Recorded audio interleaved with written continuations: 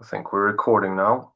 So, hello and welcome to today's talk on the Antikythera mechanism uh, and its probable astrological functions, and which are basically and its sort of vestiges of ancient Babylonian mundane astrology. My name is Thomas Kalidas. Just for reference, I have a degrees in classics and ancient Greek. Uh, and this is part of a the information in this video is part of an essay which I wrote quite a while ago, 2020, I think, 5 years ago.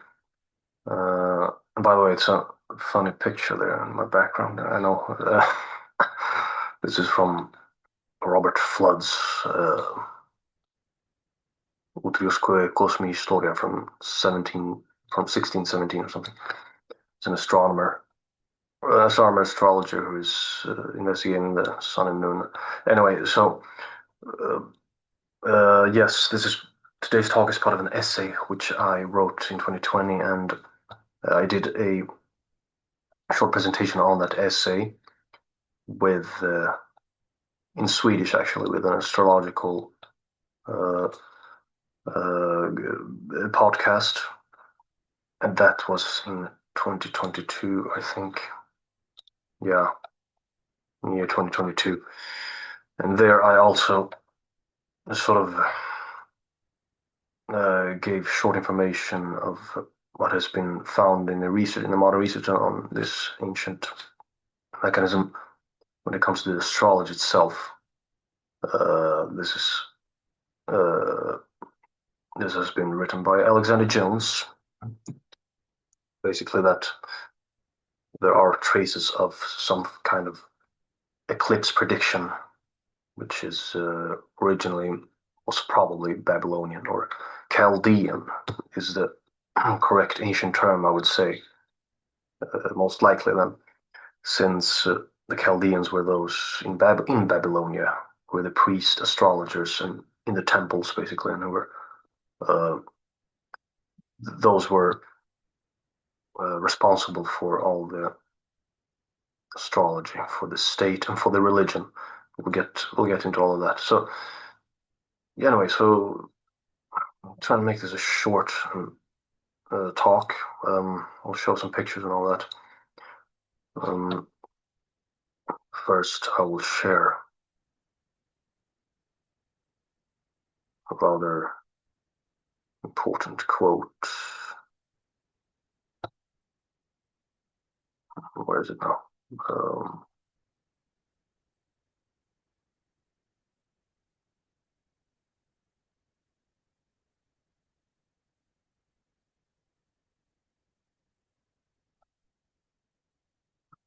there it is.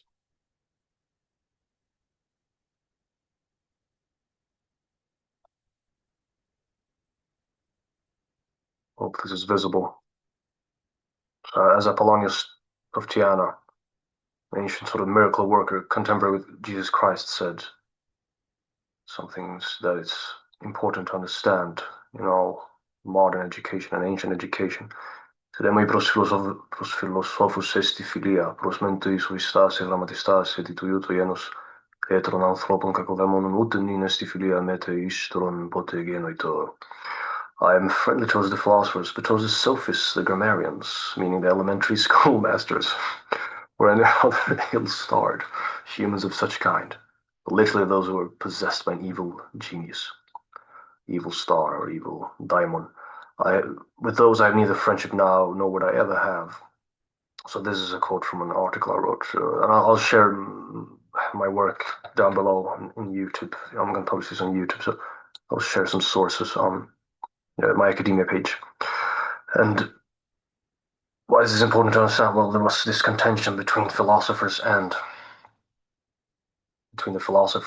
the sophists, as they were called. The sophists just wanted to make a profit from education. They just wanted to teach the young people how to talk and use rhetoric in whatever manner they wished in going into politics. having a background in different sciences and using it for their own wishes. And this is a similar thing, which is being similar critique being made by Jamblichus, or one of the Pythagoreans, at least in, I think it was Jamblichus, yeah. Well, it was a Neoplatonist, but anyway, this was the general critique against them, and basically what I would argue today is that this contention between philosophers and sophists has ended in what we have today, where most of society is just based on a lot of sophistry. So even education itself, where you're going to supposedly pursuing your PhD or whatever, and you're gonna have to have a mind battle with all these other people. And what's really going on is that nepotism is actually rampant, raging, and it's not really a proper meritocracy, which they purport it to be, which they claim it to be. So anyway, let's not get into that too much. From that, let's talk about Antikythera mechanism. I'm going to try to make this as short as possible. Sorry for my divergences. Anyway, so yeah. The ancients did not need degrees and exams. But most important for an investigator of nature was mental acuity, or acuity, or what's called in English, the mental capability, the virtue of the person in discipline. And the main motivation for the pursuit of knowledge and wisdom was for its own sake, for the wisdom and knowledge.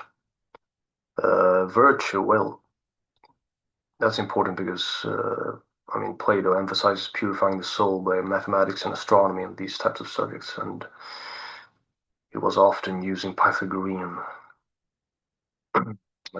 teachings in his dialogues. So we're going to see now just shortly why the Pythagoreans are important in the Antikythera mechanism, and there's the philosophy behind it, really.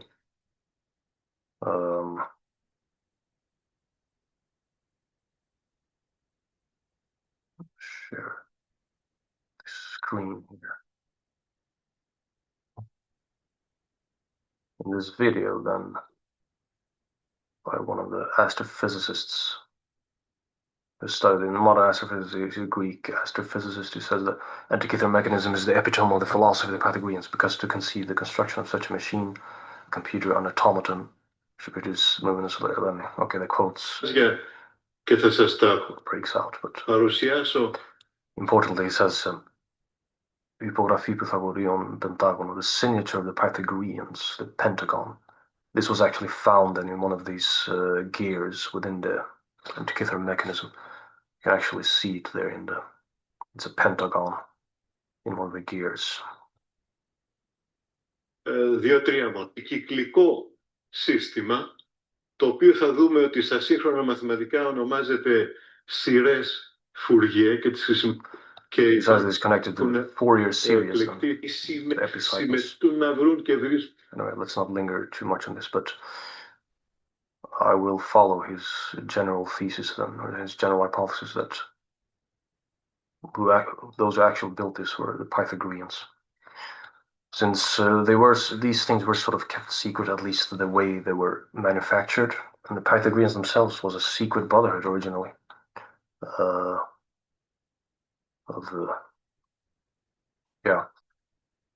So, what else? Well, let's look at this. I don't know if this is visible now. I think it is. Just shortly about the philosophy behind this. I'll give you the source for this right now, which is Written in the Stars, an article called Written in the Stars, Poetry and Philosophy in the Phenomena of Aratus by Richard L. Hunter, Cambridge. The year is 1995 or something. Anyway, so he says, Hunter says, stars are inescapable, and as such collect an extensive mythology. In many cultures, they have been regarded as the eyes of God, and at an early date, Greeks adopted catasterism as an explanation for the presence of some stars at least. A remarkable character in Aristophanes' piece is then, quote, "Isn't it true what they say, that we become stars in the sky when we die?" End quote. Verse 832. And this points then, according to Hunter, to a popular folklore belief. Perhaps it is what mothers told the young children. In any event, the idea that the psyche escaped the upper air after death was a familiar one, at least as early as the 5th century. And the popular imagination presumably contrived many etiologies for these objects of wonder. The idea that the stars are heaven's eyes is prominent in an epigram, which may be roughly contemporary with Aratus, who described to Plato. You look at the stars, my star, would that I were the heavens, so that I could gaze at you with many eyes. At a quite different intellectual level, the Platonic Socrates sees the purpose of formal astronomy as the pursuit of truth. Not importantly to provide weather information for farmers, sales, and journals.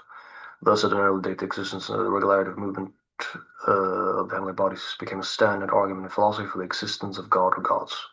We find it used later by the Stoics, and it's the philosophical text from the 4th century that we owe important elaborations of these ideas about the stars. Anyway, so about the philosophy a bit. Now, I have to shortly mention that while I'm sharing this next page,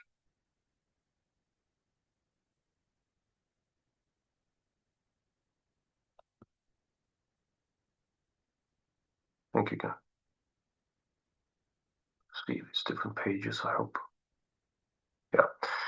So, I have to say quickly that I know that Chris Brennan and some other dude there on, not dude, I mean, but you know what I mean, there's some other guy there on Astrology podcast has already done a sort of a astrological talk about this, about the astrology of Antikythera mechanism. Now, those two did not go into any great detail about astrology, which I will go into now.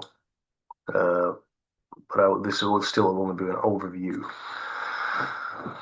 since we don't have time to give things for free all the time and cast my pearls before swine. So I will just, so to speak, I will just give hints for further research, since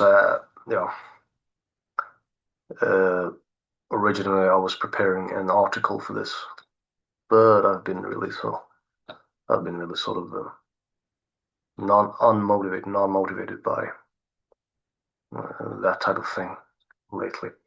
So because of different reasons.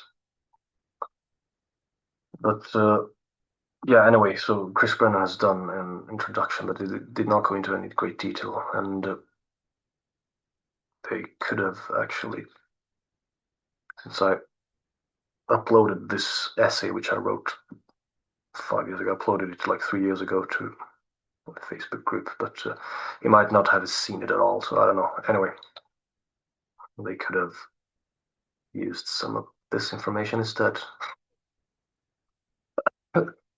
Just joking a bit, but I mean, it doesn't matter in the end, because all we are doing is just rediscovering the ancient things.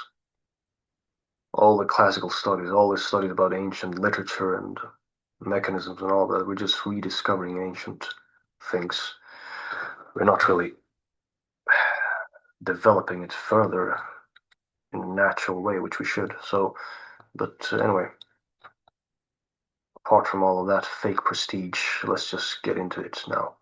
What is the Antikythera mechanism? Well, the year 1900, a shipwreck was accidentally, as I write now in my essay written in 2020, and I will share this one through my academia page. And here you'll have many of the sources which we're going to talk about today, which we're going to be using. In the year 1900, a shipwreck was accidentally discovered by sponge divers at the coast of the Antikythera Island, ancient Aelia. The shipwreck was dated around the middle of the 1st century before Christ. and it was possibly a merchant ship that passed through many destinations en route. Its cargo included ceramic pottery, damaged bronze, and marble sculptures, as well as glassware.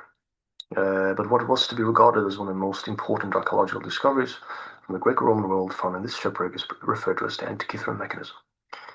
It was originally a shoebox-sized device made by metal and wood, now existing only in some smaller and larger fragments. It was unclear during initial research if the Antikythera mechanism was an astrolabe, a planetarium, or even a calendar computer. In simple terms, this mechanism had two sides with different astronomical and calendar representations, and within it was a mechanical gearwork that governed it manually. The back of it showed calendars, we'll look at some pictures of this soon, and the front represented the solar system in motion as the knob on the side was turned manually. It would take at least 1,000 years until a mechanical device as complex as the Antikythera mechanism would be constructed again. This essay focuses on astronomical astrology function. Yes, so human beings being foolish, they have been thinking for centuries now that such a complex device was not possible at all until Darwin came along and told us that we're all just used to be a bunch of apes, and now we are so advanced, since obviously the world is almost heading to a third world war. So anyway, yeah, this is why this is important to mention, actually, that that actually this is a very, very complex device with very small gears, with very small teeth in those gears. A very technical device, which was rather complex. And yeah, we'll get to this here as well. So, as I say, investigating the functions of the mechanism involves the question of for whom it was made, the purpose of the device. Is easily understood if you know why it was consulted. Okay. The theory then by Alexander Jones, who's he's an American classicist, who's a researcher in ancient astronomy. His theory then is that the mechanism was for astronomically, pedagogic, and referential purposes. Jones maintains that the mechanism was for instruction, quote them, instruction, not so much for the training of astronomers, but the diffusion of the basics of astronomy among students of philosophy and the educated elite. End of quote. And then Jones furthermore asserts that the mechanism was founded upon Greek astronomy that was somewhat based upon Babylonian astronomy. I argue that the mechanism was likely instructive for astrologers as well. Yes, and I argue the same in this video then, that the mechanism was instructive and useful for both astronomers and astrologers. Astrology and astronomy was intertwined for a long period, notwithstanding modern discomfort of such facts.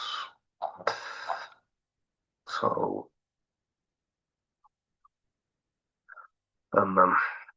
yeah, in the previous research we can see that originally it was thought to be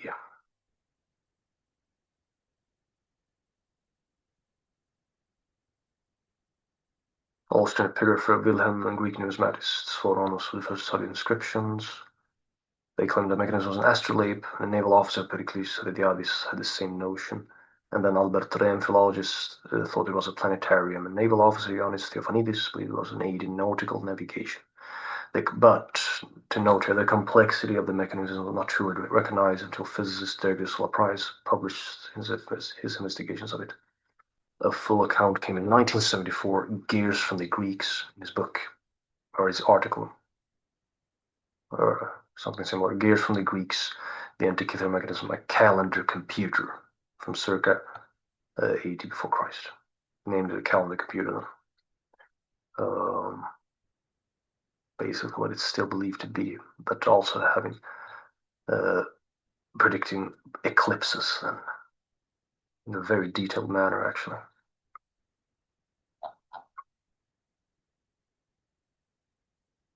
Okay, it is furthermore worth noting that Cicero around the first century before Christ, mentions having seen planetarium, plural of planetaria, supposedly made by Archimedes and Posidonius. Two by the former as celestial globes by Archimedes, and at least one by the latter as an orrery. a large sort of celestial globe as well. Still, both types depicted the complex motion of the planets in the heavens by mechanical means. And it's believed to have been made and around the 2nd century before Christ. Some of the researchers say then Price suggested specifically 87 before Christ, and the Antikythera Mechanism Research Project, the group of researchers dated to around 2nd century before Christ, and Kahneman, one of these researchers, said that the last time it was cranked was exactly 5th of March, 193 before Christ. But yeah, Alexander Jones writes in a recent paper that it could have been made as late as 60 before Christ. I don't want to go into too much details here on the functions. We will focus on the astrology today, but we need to just talk a bit about this as well. And I'll be mentioning things which I do not have written in detail in this essay. Front dial of the plate is sort of like a planetarium. You see on the left here. Different planets, the moon there, with different phases, and different all of the 7 different planets circumambulating around there. According to astrophysics elements, all the 7 planets were certainly depicted around the zodiac, 360 segments, and around an Egyptian calendar, 365 segments. And the ancient Greek astronomers utilized the Egyptian calendar because of its constant and unchanging mode. And then, of course, usually the number of teeth or the inner gears indicated the functions of the device. And then, yeah, we got to even the sort of elliptical path and varying speed of the planets, the eccentric paths, all of this being taken into account in this fantastic mechanism. The planets seem to have been depicted on separate pointers. I'll show you a picture soon, with distinctive colors and distances. The moon's phases, then, and its path around the zodiac was likely represented. And the researchers Wright and Freeth found that the moon in its animalistic, it displayed the moon in its animalistic revolution around the Earth. So we got the mechanism then. This complicated fusion in the gears showed the moon's elliptical orbit on the dial elegantly. The mechanism then even accounted for this complex shift in the elliptical orbit of the moon. So all of this means that the front dial represents the moon's lunar, sidereal, and animalistic month. Okay, and the lunar month is the duration of the moon from one phase back to the same phase. For instance, exempli gratia from new moon through full moon and back to new moon again, about 29.5 days.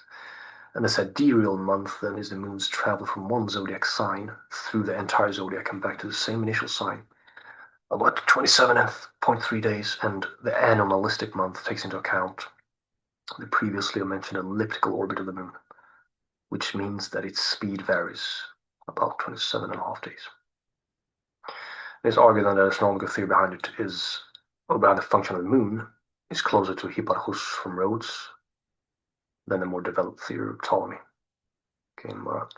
Lived around 2nd century Anno Domini. Then we have, of course, in front of the calendar, I'll show you a picture now directly.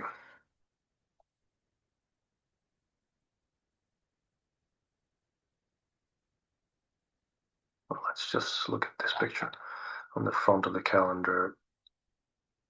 There, then, is the front plate. That one is the right is the back plate. But on the front plate there, with all the planets we had, then the zodiac, the Egyptian calendar, and the parapegma. The parapegma is a Greek term for a star calendar. The zodiac was written in Greek and in the Egyptian calendar in Greek, but with Egyptian names and translated into Greek. They've found traces of this by these complex scanning of the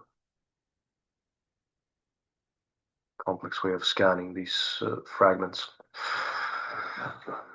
So at least 3 plausible functions can be imagined for this dial, the zodiac, the Egyptian calendar, and Parapigma. According to Alexander Jones, one is that the operator could set a specific date.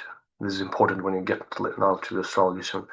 One is that the operator could have set a specific date in order to demonstrate the planetary positions on that day. A second function, with the help of the first function, could have been to present this link of Egyptian calendar with planetary positions to a spectator or student as a way of demonstrating a astronomical fact or something. And a third possible purpose was a temporal measure of time in days between movements of the planets. And this, we will see, is also important in astrology, ancient astrology. A simple example of this would be to counterminate.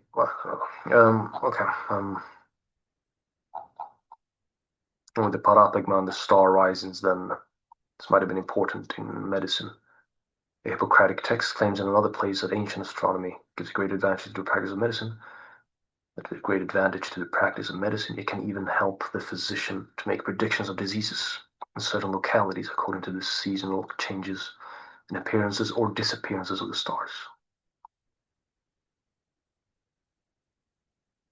Jones, of course, claims that the Parapigma is unrelated to astrology. The whole mechanism itself was not accurate enough for astrological predictions. But this was in 2020, and they might have found new things. Nevertheless, the lunar phases, I don't think I found that much new, but nevertheless, the lunar phases are important in astrology as well.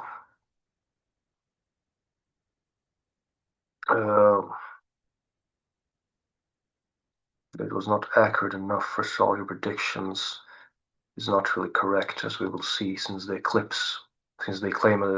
simultaneously, the researchers claim simultaneously that the eclipses were rather accurate. And also, I think that Jones and most of these researchers haven't basically not a clue at all about ancient astrology. So, I mean, they haven't studied it that much as other people today have, and other ancient astronomers and astrologers did. But considering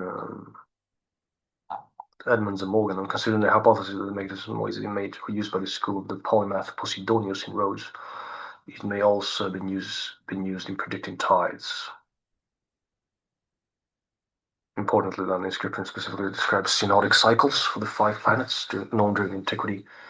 And the synodic cycles are the phenomena of the planets relative to the revolutions around the sun. For those who do not know, the inscription mentions oppositions, stations, and conjunctions, and the greatest elongations of these planets. It mentions specifically the Greek term horoscopos, the ascendant. As I write here, the knowledge of the synodic periods was also important for Babylonian astrology, according to Jones himself, and we'll see how it's important for Hellenistic astrology as well. Upper dial on the rear part of the mechanism here is quite beautiful. It's sort of a spiral. Here down below we have the actual eclipse prediction with the glyphs, specific interesting glyphs, peculiar glyphs, and above we have the calendar, the tonic calendar. Spiral separated in 235 segments on 5 circles. This spiral then above here showed the tonic cycle named after the Greek astronomer Meton. In the 5th century before Christ introduced the Babylonian discovery, or Chaldean perhaps, that 235 lunar months are exactly 254 sidereal months and also 19 solar years.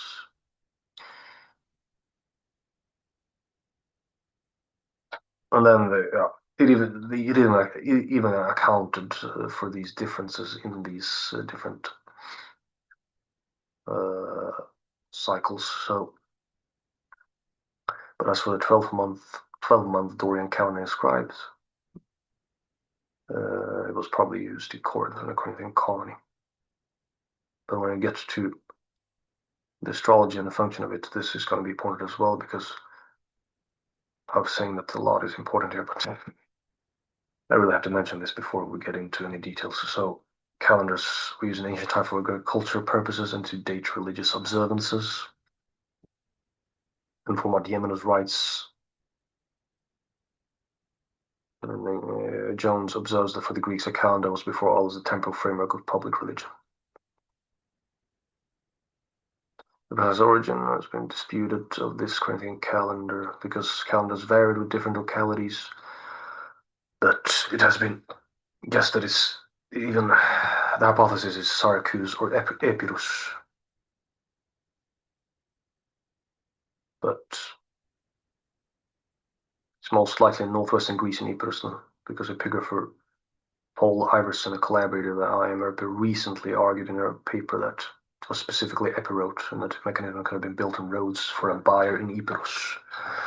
For instance, for a upper class buyer or someone from the royalty of the Epirus, for instance, because during these Hellenistic times, during the time of the mechanism itself, the Pyrrhus was one of the famous Greek commanders who had arisen there before.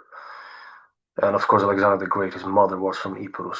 Epirus must have seen sort of a jump in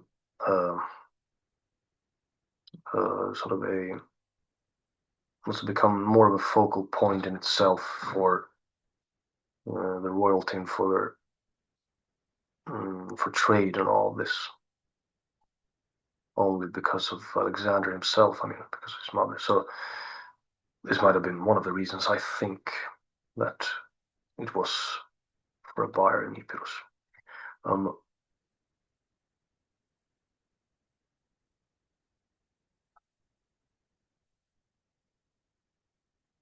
I have another right subsidiary dial and all of the Olympics, showing the Olympic cycle. Anyway, let's get to the astrology now.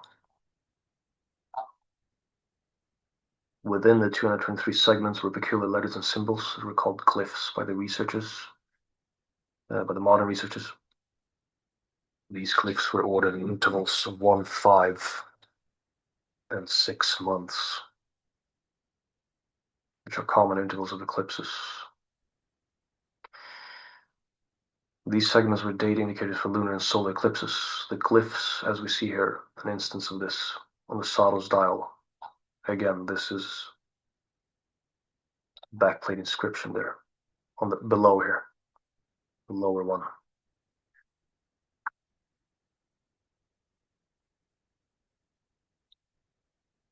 The glyphs were Greek letters with the eta or H standing for Helios and the sigma for Selene, moon, Ni for Nyktos and E for Emeras, and finally Omega Rho for Ora, hour, with eclipse time in the usual Greek alphabet form for numbers. And the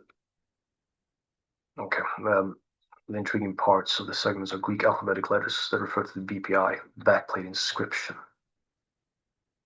Backplate inscription gave more detailed information on the lunar or solar eclipse to which the Saros style segment is indicated.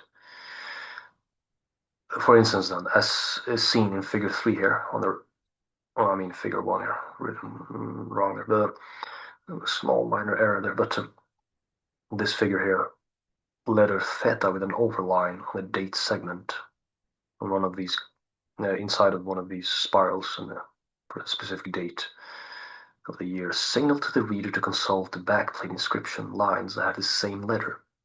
And then on the backplate inscription, this was inscribed for a group of letters within an end, in this case a solar eclipse. Starting from Thrakias, they change direction and up toward Apeliotis. Large, and there's lacuna afterwards, and then it says the color is fiery red, and some other interesting letters there as well. So the translation for these glyphs then would be moon, day, hour 5, 5th hour of the day, sun 12th hour of the day, or sun hour 12. And then sort of this little glyph there below indicating that you should consult the backplate inscription. So, yeah, and the sort of distinction between day and night is very common in Hellenistic astrology, where we have day and night charts.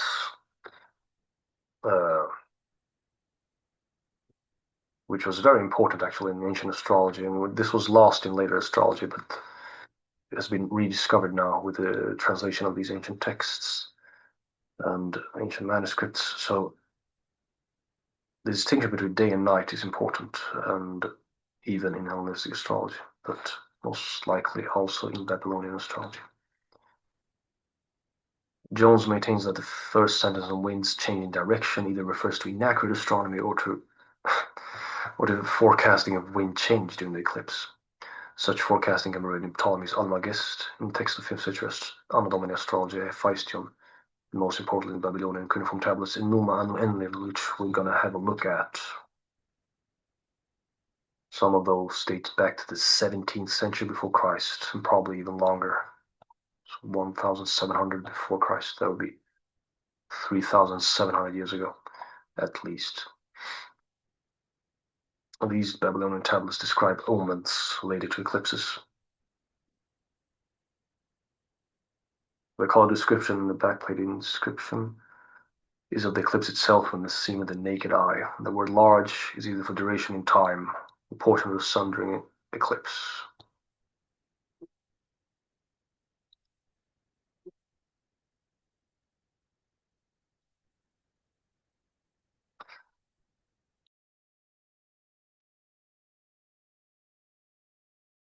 Okay, let's get to all the good stuff now, so to speak, the astrological details.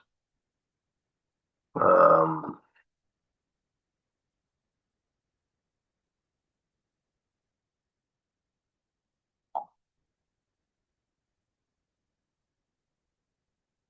here is a good picture. Okay, this is from important article, a model of the cosmos in the ancient Greek Antikythera mechanism, published 12th March 2021. Open access by Tony Freeth, and etc., etc. Scientific reports, 11 article number, blah, blah, blah. So here is a picture of the reconstructed Antikythera mechanism and the fragments, how it looks today, basically. I mean, if they would reconstruct it from the knowledge they have right now of it, modern researchers. So again, front plate, star events, and the planetaria of 7 planets. Planet cycles in front cover a back plate, and the calendar above and below the eclipse calendar. Eclipse characteristics and eclipse glyphs there. Eclipse characteristics in the side there. And that's what we're going to be looking at now, this part. And on the back cover, there was a cosmos description, a calendar structure, and moon-sun cycles.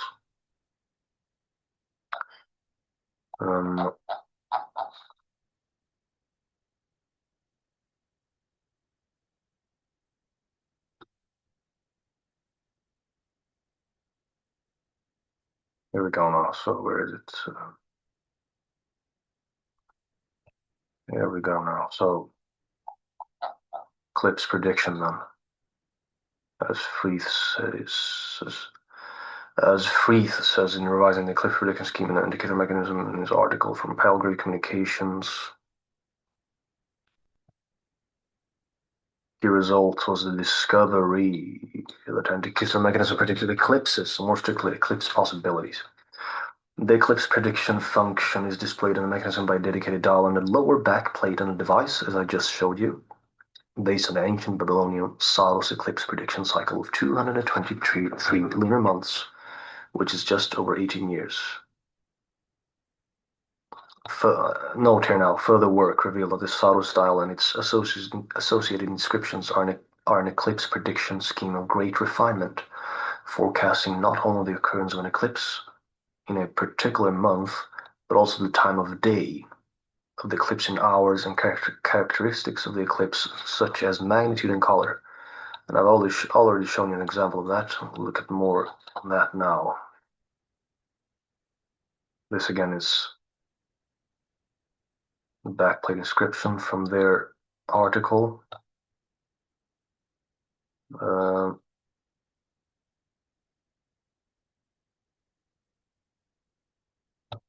I'll show you it in my article, my unfinished article, which I really don't have patience right now to write and dealing with all fools. So anyway, the world consists of fools and normal people and wise people and everything in between. So sorry, let's not go into anything else now. So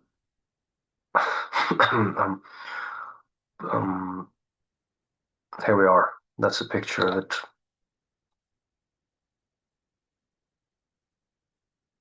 For instance, then, what this Saros eclipse cycle would be showing, or what's it called now? The Saros eclipse.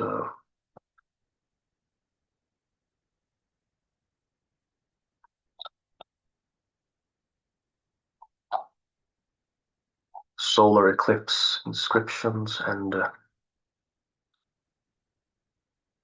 Saros eclipse prediction cycle. Anyway, whatever it's called, this is what we're going to look at now.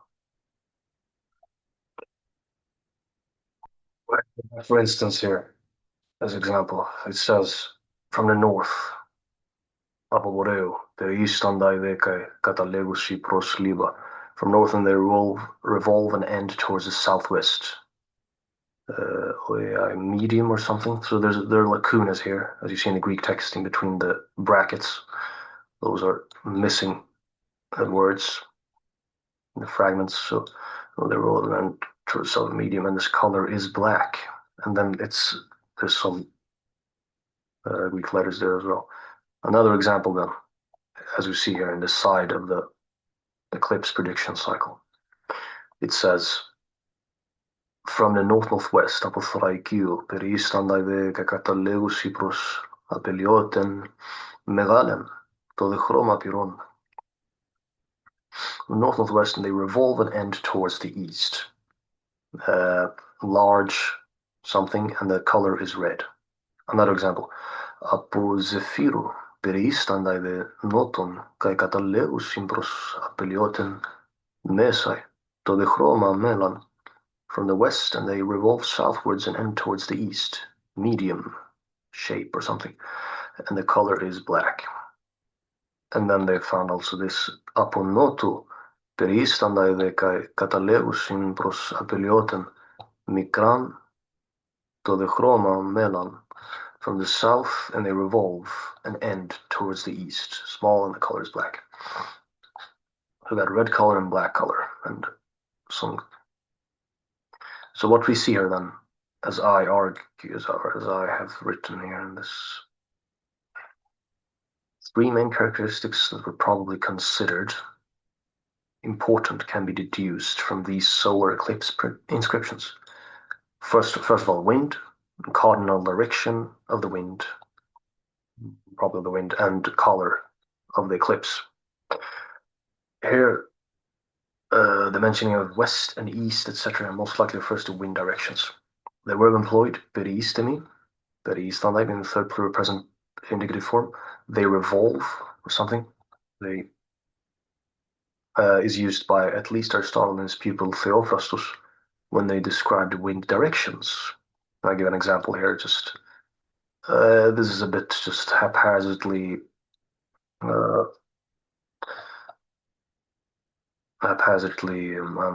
put together in this article because it's not finished and I won't finish it probably. I'm just going to do this video. So this is from the LSG, the Little Scott Jones Dictionary. It says, for this verb, peristemi, come round, revolve, kyklo, the dative, and of winds then. Aristotle. Ecton aparctiones fascias, and of time peristamenes thesaurus. Theophrastus. Yeah. So we're going to look at some examples here as well before we finish up with a short discussion. As James Evans then says in his book, what's it called now? It's called The History and Practice of Ancient Astronomy by James Evans, 1998 or something. As James Evans says, Molapin which is one of these texts, was copied down to Hellenistic times. Also says that in page 42, that was in page 5, in page 42 says, most stars with real names were deemed significant either as weather signs or as indicators of the season.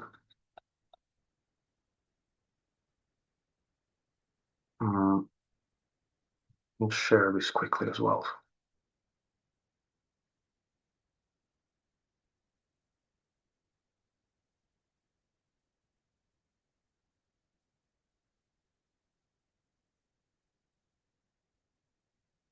Oh, what am I doing?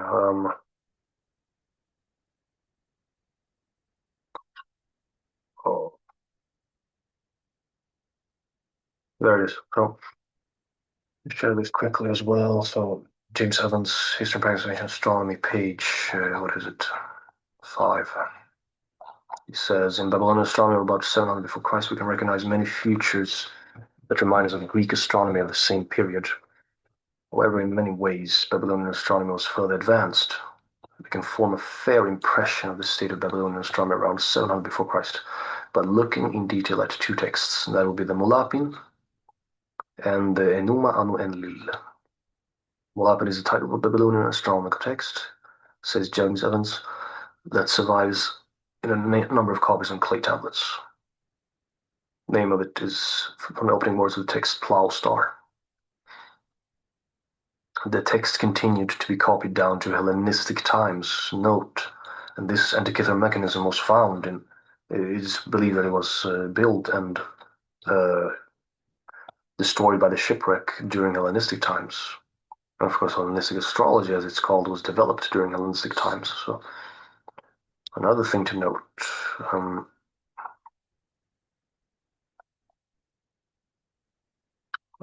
star lists, parapigma in Greek, immediately followed by these descriptions of stars, constellations. For instance, the first of Nisano, the hired man, becomes visible, the name for one of these planets. And the 20th of Nisano, the crook becomes visible. And the first of Vajaro, the stars become visible, etc., etc. As James says, James Evans is a star calendar, or what the Greeks call the parapigma. Enable you to determine the time of year by noting the heliacal risings and settings of the stars. The hired man is Aries and our sign of Aries. Yeah. Interesting to note, a similar list of simultaneous rising settings is given explicitly for this purpose by the Greek poet Errata in his Phenomena, 3rd century before Christ, Hellenistic times as well.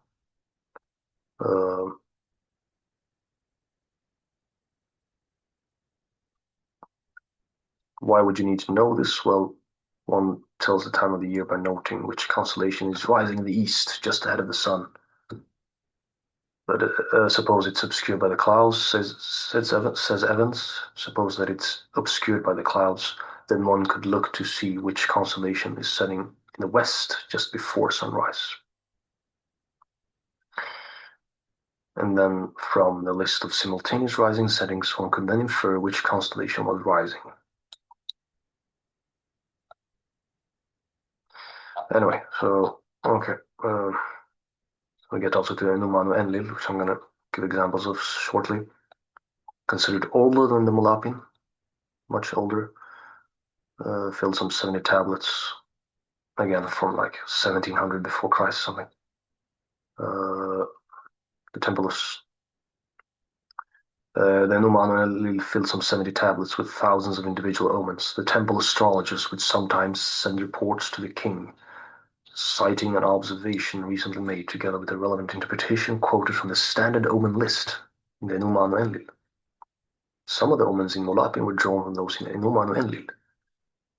As a rule, ancient Babylonian omens apply to the nation or to the king, not to the ordinary individuals. So this is why I argue that in the Antikythera mechanism we have vestiges, traces of Babylonian mundane astrology. And perhaps some of these inscriptions on the back plate of it were sort of copied directly from a text like the Enuma Anu Enlil or Molapin. Again, we'll get to why this is important in the end, but royalty and upper classes were most likely interested in these things, okay? So, especially mundane astrology, having to do with the nation and the king and all that. So, yes, I'm going back then to that one. It's here, and here are the sort of glyphs for the specific date. So on the specific date, then it was sort of, let's say, 12th of January or something, and then the dial stops there, and sometimes there's not a glyph at all because there's no eclipse. But where there is an eclipse, it stops there, and there you have these glyphs, ancient Greek glyphs, telling you if it's a solar or a lunar eclipse, if it's a day or if it's a night, and then giving you a little glyph in the end that you should consult the inscriptions on the side, or perhaps other inscriptions, who knows. But specifically, what has been found is they should consult these inscriptions there on the right. And that's what we're seeing here then. These are the translations, these examples which I read out to you are translations of these inscriptions in Greek, together with the lacunas, their errors. So they're missing parts. Let's go to the Enuma Anu Enlil now and see how they are similar. See how similar they are.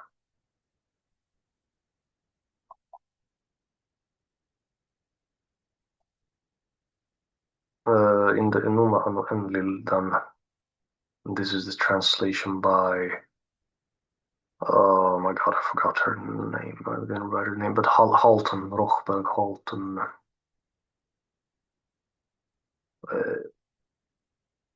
Let me give you the name right now.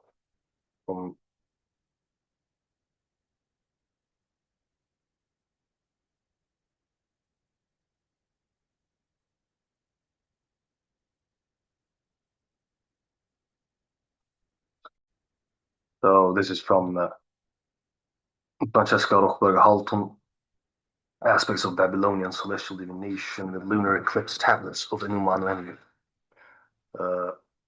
The translation by her of these very, very ancient tablets of astrological omens.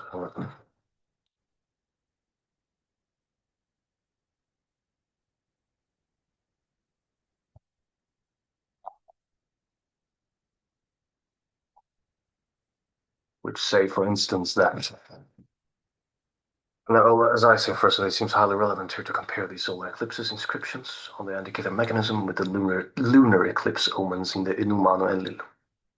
The EAU Enuma Anu Enlil is teeming with examples of lunar eclipses, where the colors are specified as important divinatory significations. The cardinal directions of the eclipse is equally important in the following example.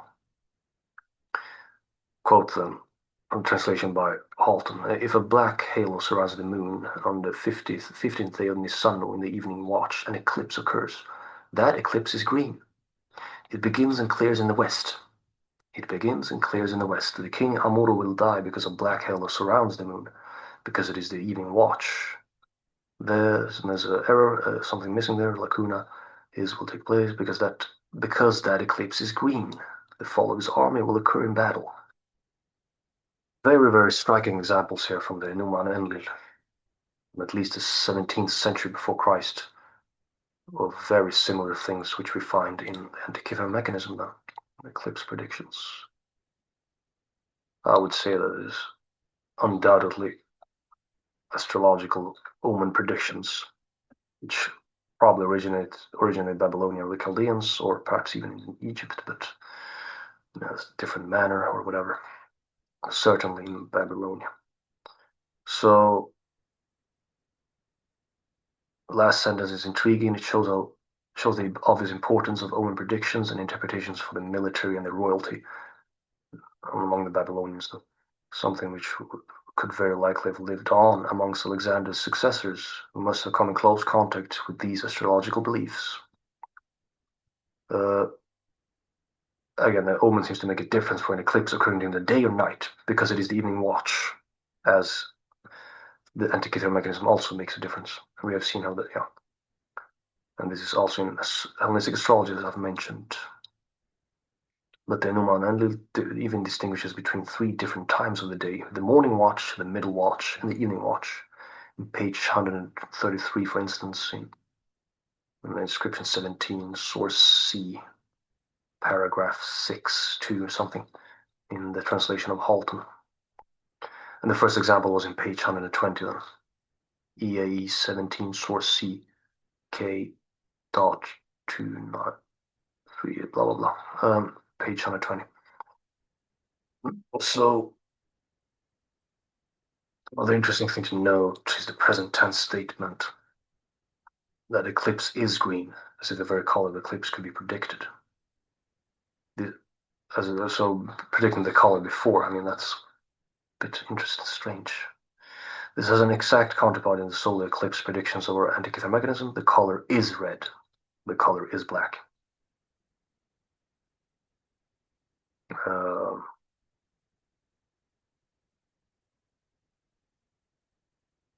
And I write that the very refined ability of the Babylonians to predict eclipses, even before the advent of the Antikythera mechanism, is shown by these omens that warn of eclipses occurring outside of their predicted calculations. If an eclipse occurs from the 1st to the 3rd of something not at its calculated time, then something happens. And then if an eclipse occurs not at its calculated time, in Abu, flood will come in the river. So even if eclipses would occur outside of the calculated time, with eclipses which they haven't predicted before, you can think then how many vast predictions they've made, the vast records they had. And these were in page 126 and page 132 in Halton's translations. Oft occurring omen in the EAU is the color red, which we've seen also in the Antikythera mechanism. It has a direct link to the inscription there. The color is red, often mentioned there in the Babylonian texts. For instance, page 126, if an eclipse occurs and its redness is red, abundance for the people. There's more specificity to that, I believe. Exactly where it was and what time and all that. If an eclipse occurs and its redness is red, there will be a decrease of barley in the silos, page 129.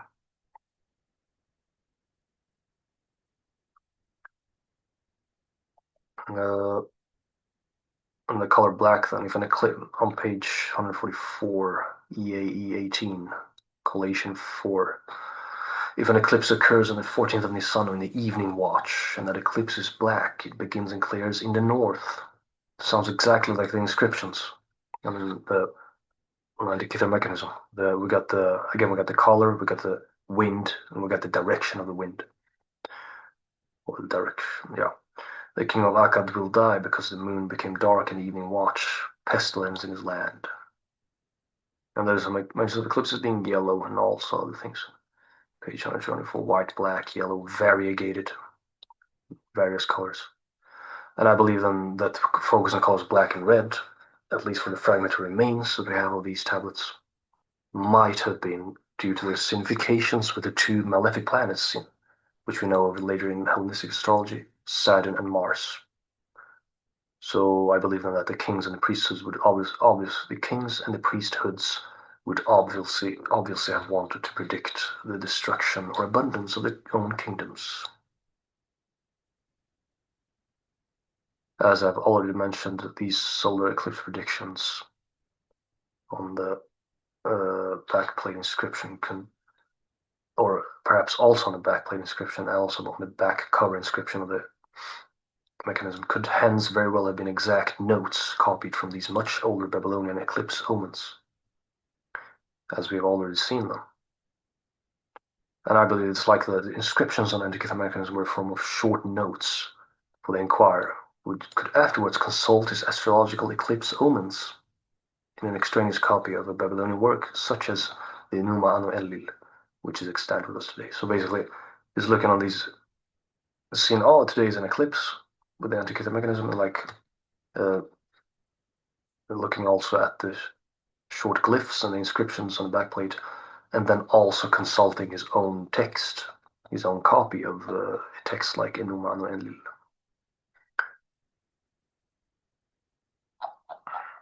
Okay, and why was this important then for the royalty? It's obvious that it was important because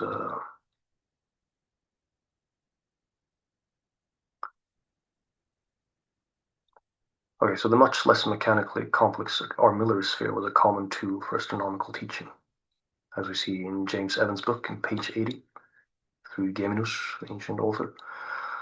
Even if we restrict the much more complex Antikythera mechanism to similar instructive uses only, as Alexander Jones does, it fails to account for the meticulous attention to astronomical detail and for the glyphs associated with Babylonian or Chaldean astrology.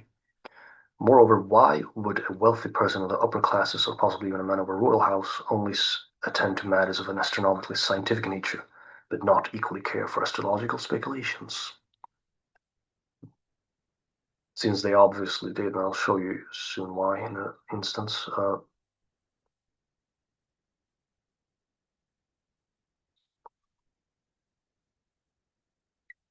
Why an entire dial for predicting eclipses?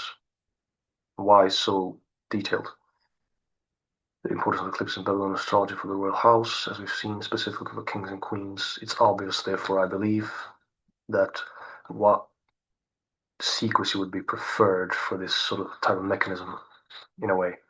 How it was built and all that. As we saw, for instance, as we will see with Augustus' hesitation of announcing his sun sign, Capricorn, the royalty believed that the gods were showing portents and signs of the very kingdom and reign. Okay, important is showing portents and signs of the future of their own kingdoms, of their own power. And such information then was rather kept to themselves than letting it fall into the hands of an enemy, for instance, or to the public. So then that predicting eclipses and observing their visual phenomena was also useful for figuring out the future of other kingdoms than one's own. We want to find out about a kingdom to the west or to the east or whatever, to the north or to the south is doing, what's going to happen in the future. Well, you don't really want that in your enemy's hand, whatever your kingdom is and their kingdom, whatever.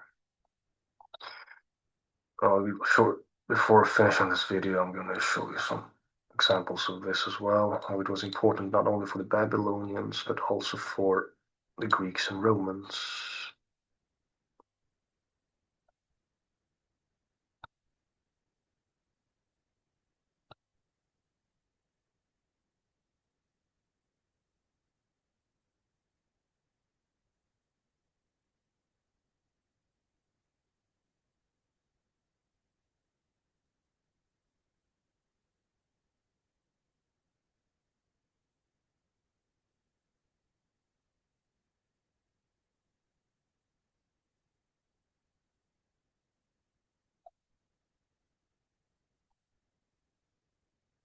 There we go. So again, for instance, we have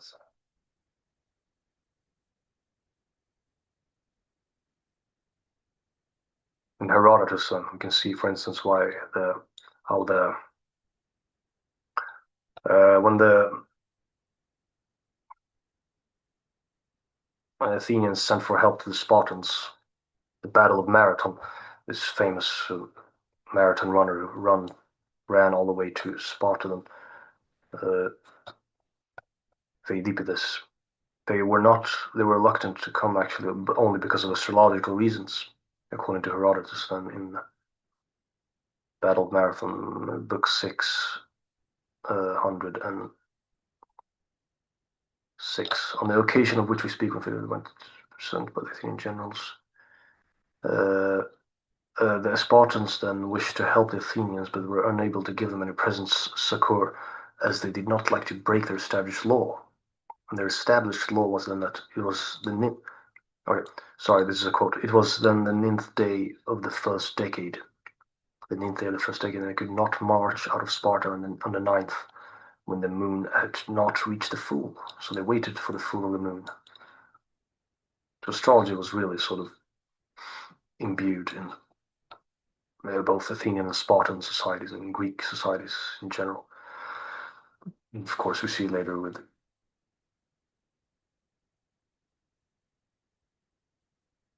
Alexander the Great as well.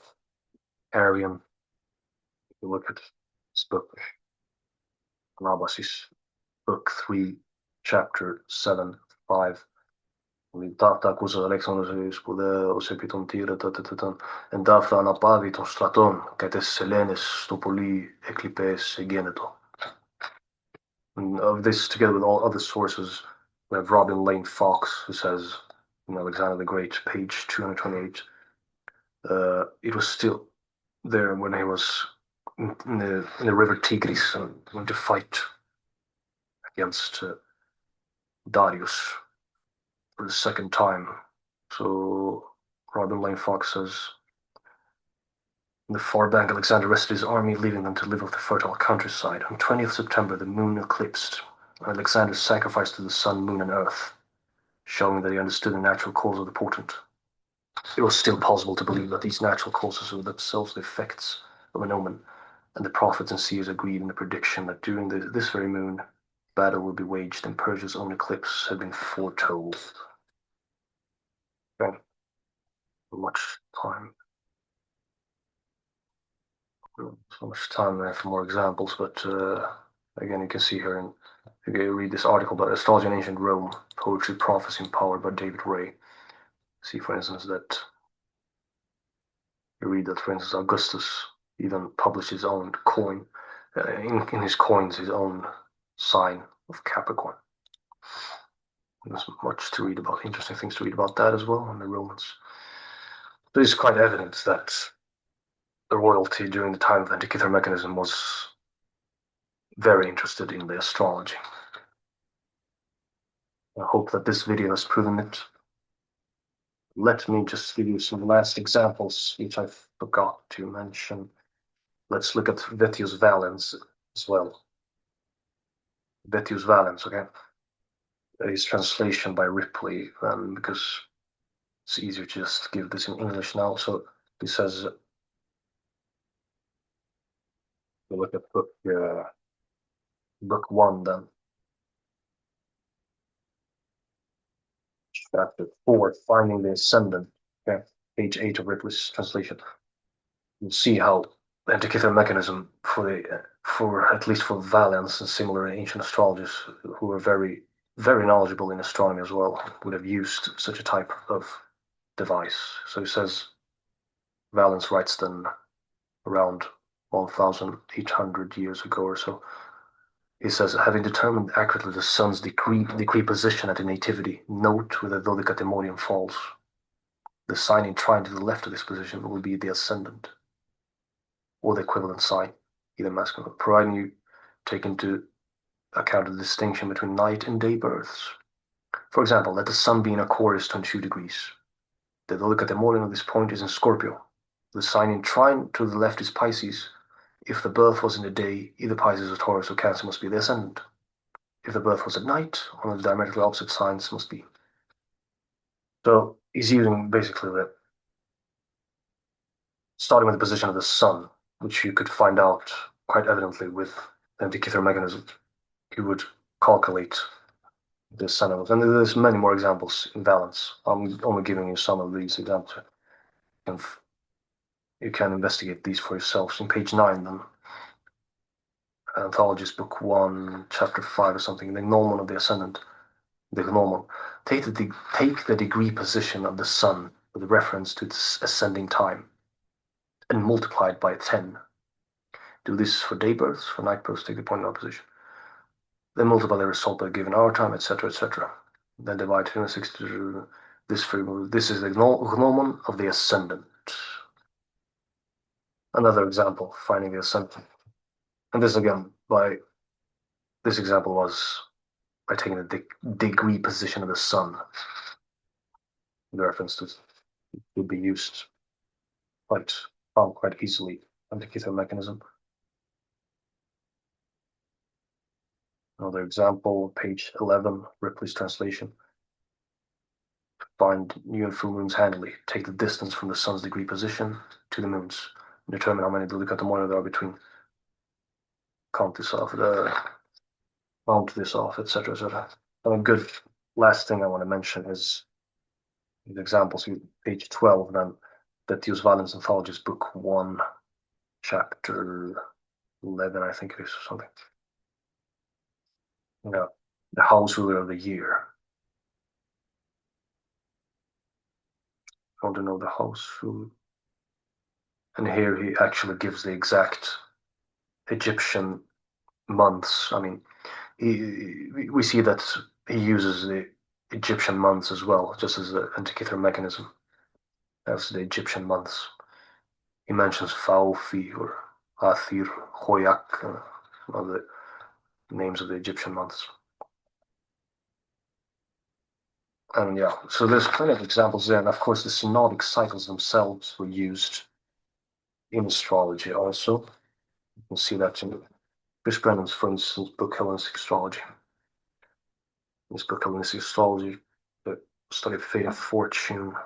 Turn to page 508, and you read about the synodic cycles. For the sun, we got 19 years, for instance, Moon 25, Mercury 20, Venus 8, Mars 15, Jupiter 12, Saturn 30. Chris Brennan says then, writes in page 508, the 19-year period of the sun is connected to the Metonic cycle, in which every 19 years an eclipse will take place around the same part of the zodiac. The Metonic cycle, of course, was part of the Antikythera mechanism.